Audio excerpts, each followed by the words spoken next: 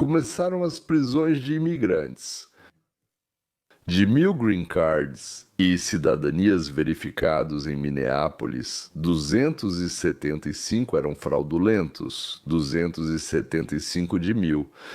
A quantidade de fraude no sistema de imigração é simplesmente chocante. O diretor do Serviço de Cidadania e Imigração dos Estados Unidos da América, Joseph Edlow, designou a primeira verificação experimental de fraudes na obtenção de vários status de imigração nos Estados Unidos. Na cidade de Minneapolis, no estado de Minnesota, em grande parte porque na cidade e no estado se reuniram dezenas de milhares de somalis, ou seja, pessoas originárias da Somália. E a atenção para esse grupo geográfico e nacional foi atraída pela deputada da Câmara dos Deputados dessa cidade, Ilhan Omar.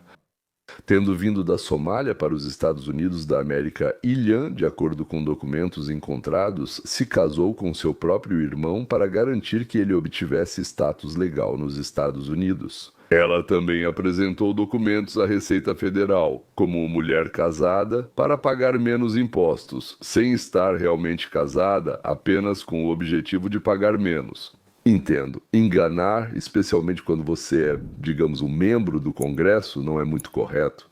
Na verdade, não se deve enganar. Na DUC, é preciso fazer isso de outra maneira, é preciso pensar em como pagar menos, mas de forma legal. Ilkan é acusado de organizar imigração fraudulenta em massa da Somália, e foi isso que as autoridades vieram verificar. O Serviço de Cidadania e Imigração dos Estados Unidos da América se une ao FBI e ao Serviço de Imigração e Controle de Alfândega para realizar a operação. Duplo escudo. Uma luta rigorosa contra a fraude de imigração nas cidades gêmeas de Minnesota. Em 9 dias, as agências analisaram mais de 1.000 casos, identificaram 275 suspeitas de fraude, enviaram 42 ao Serviço de Imigração e Controle de Alfândega e fizeram 4 prisões. Então, foram analisados cronologicamente 1.000 casos de imigração. E já na primeira verificação foram encontrados 275 casos de fraude, engano e falsificação, como eu disse. 42 casos já foram encaminhados ao Ministério Público. E logo no primeiro dia foram feitas 4 prisões. Mas o número, claro, 275 em 1.000, isso realmente impressiona, José. Que vocês tiveram casamentos fictícios, certidões de óbito falsas. 275 casos apresentaram bandeiras vermelhas, e isso é apenas em uma cidade analisada nos Estados Unidos. Sim, essa é só uma região, e começamos com 1.000 alvos sem saber o que iríamos encontrar. Descobrimos fraudes em todos os tipos de benefícios de imigração que oferecemos. Fico feliz em ver onde isso nos levará. Como você disse, é só o primeiro passo. Esta é a primeira etapa. Nós vamos para essas cidades gêmeas, coletamos informações, voltamos, vamos revisar os casos, vamos trabalhar na desnaturação de pessoas, vamos trabalhar na negação de benefícios, deportação de pessoas. No fim, trabalho com o procurador dos Estados Unidos da América e vamos conseguir processar aqui. O diretor da administração afirmou também estar chocado com o nível de fraude. Falsificações foram achadas em todas as categorias. Já estamos vendo, disse Edlow. Já estamos vendo muitos casos em que será necessário fazer a desnaturação. Eu já expliquei essa retirada da cidadania e a expulsão do país. A pessoa obteve a cidadania, enganou, e com base nessas falsificações e enganos, ela conseguiu a cidadania e por isso ela a perde. A cassação de vistos, a perda do green card, e também é importante mencionar as prisões e punições de advogados e funcionários dos órgãos de imigração que participaram diretamente disso. Joseph, você tem ideia de quantos casos de fraude de imigração acontecem em todo o país? Se extrapolarmos o que você descobriu, digamos, só nas cidades gêmeas, quantas pessoas potencialmente podem ser deportadas? Olha, nós começamos em Minnesota porque sabíamos que lá era um foco de fraude de imigração, por isso queríamos ir até lá para descobrir tudo o que pudéssemos antes de irmos para outras cidades. Tudo o que posso dizer é que, com base no que descobrimos, os níveis de fraude são muito maiores do que eu esperava. Acho que é quase impossível medir quanto fraude de imigração existe neste país como um todo, mas nós vamos descobrir. Não vou parar aqui, iremos para outras cidades. Vamos atuar com outros procuradores federais dos Estados Unidos da América. Sou muito grato por termos o Serviço de Imigração e Controle de Alfândega como parceiro, assim como o FBR, Drug Enforcement Administration, Serviço de Alfândega e Proteção de Fronteiras e o Serviço Federal de Proteção. Vamos continuar e acabar com isso. Declaro guerra à fraude de imigração e não vou parar até restaurar a integridade do sistema. Depois de 3 décadas de tolerância, a administração decidiu limpar o país dos fraudadores, daqueles que recebem sem nenhum direito. Muitas pessoas vieram para cá e começaram a receber ajuda do governo. E também daqueles que, ao chegarem aqui, bem, digamos, carregam bandeiras do Hamas, gritam "Ura" e queimam nossas bandeiras americanas. Vocês Tem planos? Vocês planejam considerar programas como o Visto H-1B e outros de estudante? Ótima pergunta. Descobrimos fraudes nos 2 programas em Minnesota. Eu estava investigando casamentos fraudulentos e encontramos fraudes. No programa de treinamento prático opcional, que faz parte do processo de obtenção do visto de estudante no final do processo, depois que alguém conclui os estudos. Também encontramos alguns casos em que pessoas estavam aqui com vistos H-1B alegando serem trabalhadores altamente qualificados, mas na verdade trabalhavam como cuidadores. Não estou dizendo que esse não é um trabalho importante. Isso é verdade, mas não justifica um visto H-1B. Há muita fraude, não só de estrangeiros, mas também de advogados, e quem prepara os pedidos e documentos, todos devem ser responsabilizados. Todos que aconselharam fraudes, prepararam e falsificaram documentos, ajudaram no esquema, serão responsabilizados.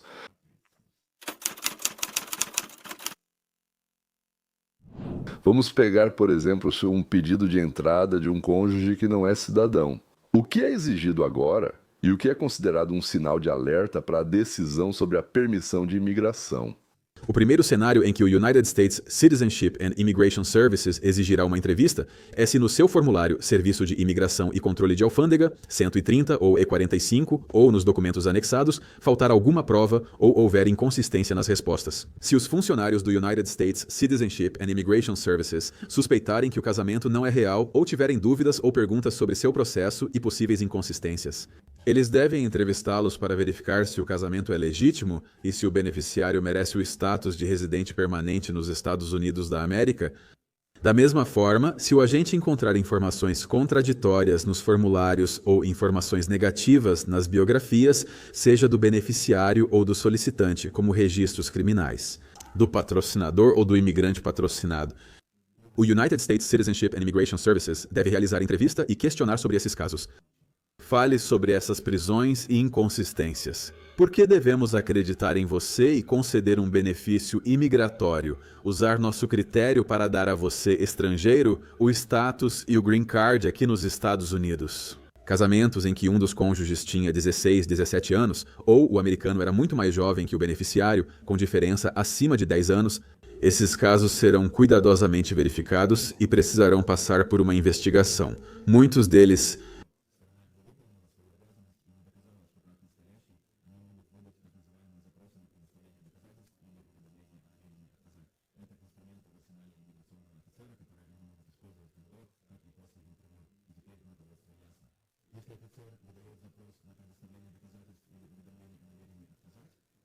que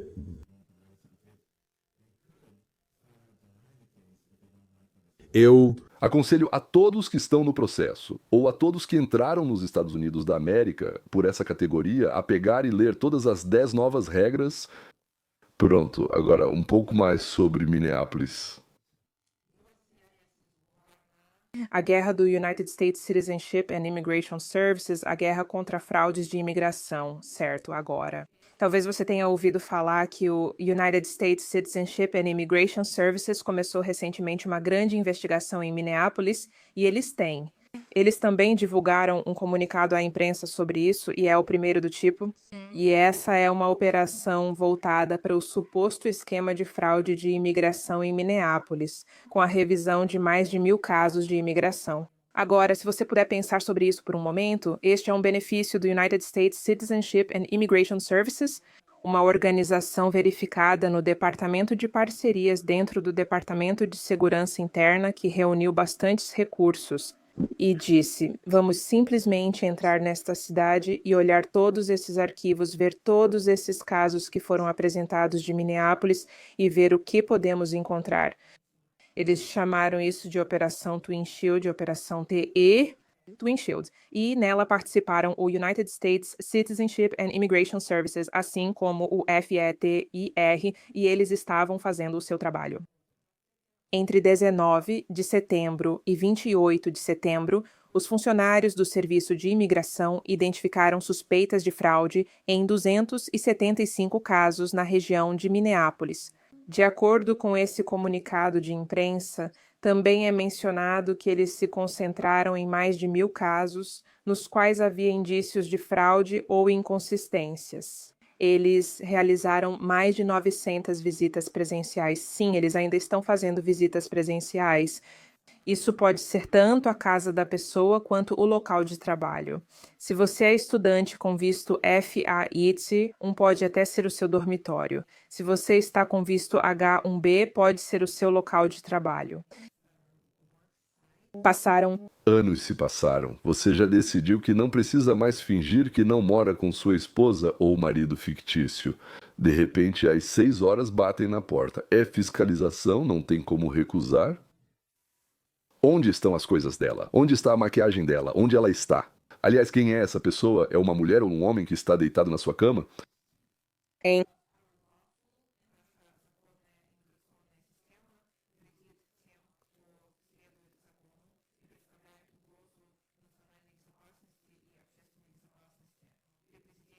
Vamos fechar do que...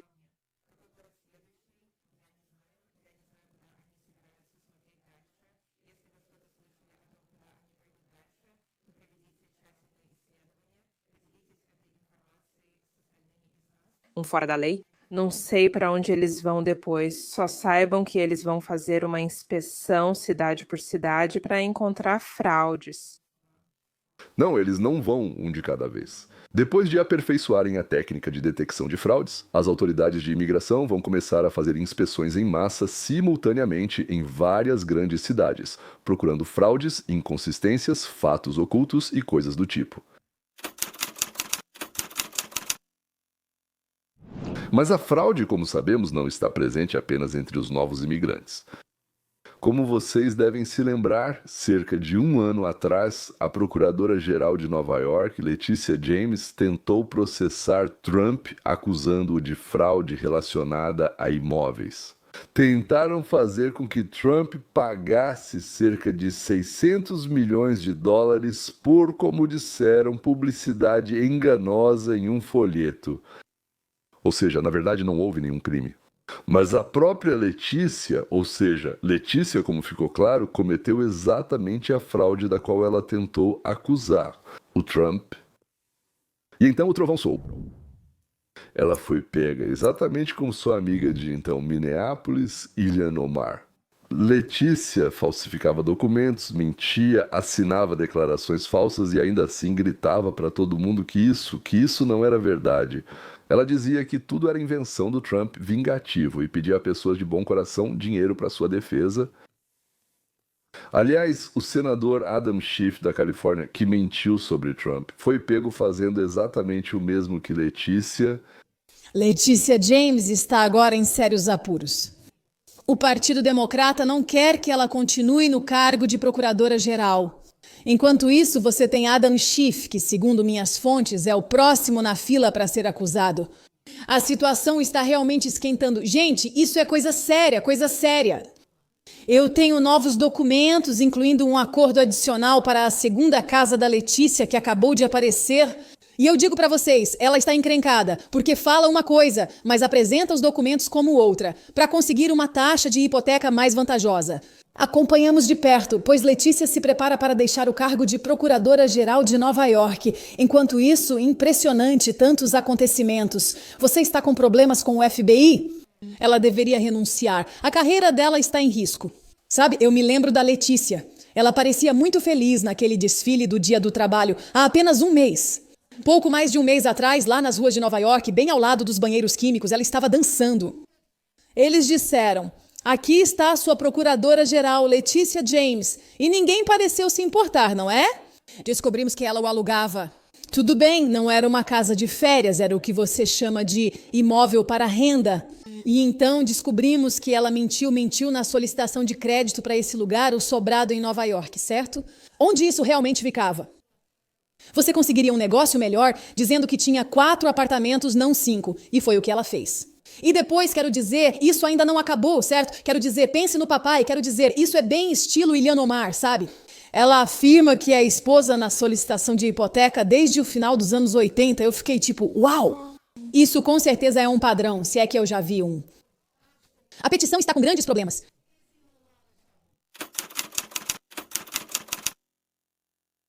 Na Louisiana, 3 chefes de polícia atuais ou antigos foram presos, além de 2 intermediários de advogados, por envolvimento em um esquema em grande escala. Como estava escrito, com vistos para uma categoria especial de vítimas de crimes. Por $5.000 por cada vítima, naturalmente. A polícia emitia protocolos especiais que permitiam aos estrangeiros solicitar vistos e obter vários tipos de vistos, autorização para permanecer nos Estados Unidos da América.